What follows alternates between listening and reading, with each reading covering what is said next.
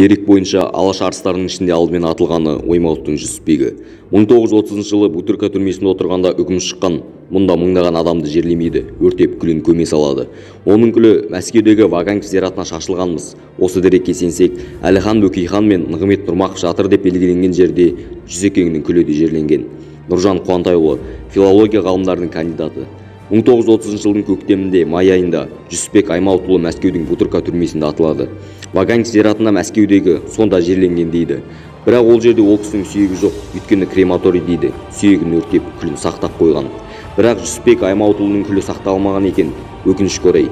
Сондықтан Жүсекеңнің жатқан жері мына жер деп айта алмаймыз. Бірақ құжат бойынша Мәскеудің Ваганьковск зиратында жерленген деп есептеледі күлі. Бірақ қаламгерден кейін Моңғолияда көрдім деген адам бар. Ол Жанайхан Сапарханұлы. Қазір Павлодар облысының Ақсу қаласында тұрады. Ақсақалдың айтуынша, 1948 жылы Осман Батыр Қытай жерін шауып, сонда түрмеде отырғандарды босатқан. Сол кезде Моңғолдан барған жасақ қайта оралғанда әлде бір қазақ бірге еріп келген екен. Жергілікті жұрт оны Қарабай деп атаған. Қарабай ашылып ешкімге сыр ашпаған, өзін мен Мағжанмын деп айтқан кезі де болған дейді. Сол қазақтың Жүсіпбек Аймауытов екеніне Жанайхан ақсақал шек келтірмейді. Кейінірек Қазақстанға көшіп келген ақсақал газеттен сол Қарабайдың суретін көреді, жазбай таниды. Сөйткен Қарабайы басқа емес нақ Жүсіпбек Аймауытовтың өзі дейді. Оның айтуынша, Жүсекеңнің ол кезде 70-тен асқан 80-ге таяған кезі керек.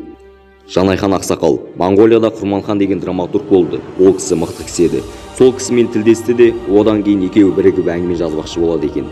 Құрманхан Салт атты деген роман жазуды бастапты. Сосын кейін қайтты дегенде ана кісі мынау болмайды екен, үлкен кітап қылып жазар екен дейді. Роман жазамын деп жүрген Құрманхан қайтыс болады.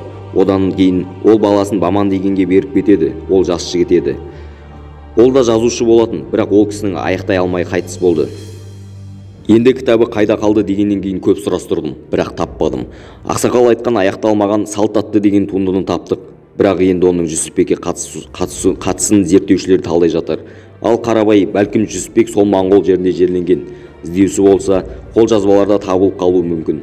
Сол Қарабайдың үңірге тыққан кітаптарының қай тұста жатқанын да ел біледі. Бірақ кезінде ол жақта Совет үкіметінің құрығы ұзын болып, көп нәрсе айтылмай кетті. Кейін бел шешіп, тастың арасында қалған кітаптарды іздегендер бар. Бірақ үңгірдің төбесі құлап, кірер тұсы құлап қалған екен. Оны қазуға іздеушілердің шамасы жетпесе керек. Жанайхан ақсақал, ал енді ойлаймын, шіркін-ай, болмағанда туыстары тауып алып, сүйегін алар ма еді? Жатқан жерді білемін, елдің бәрі де біліп отыр. Есігінің алдында өзен ағып жатыр.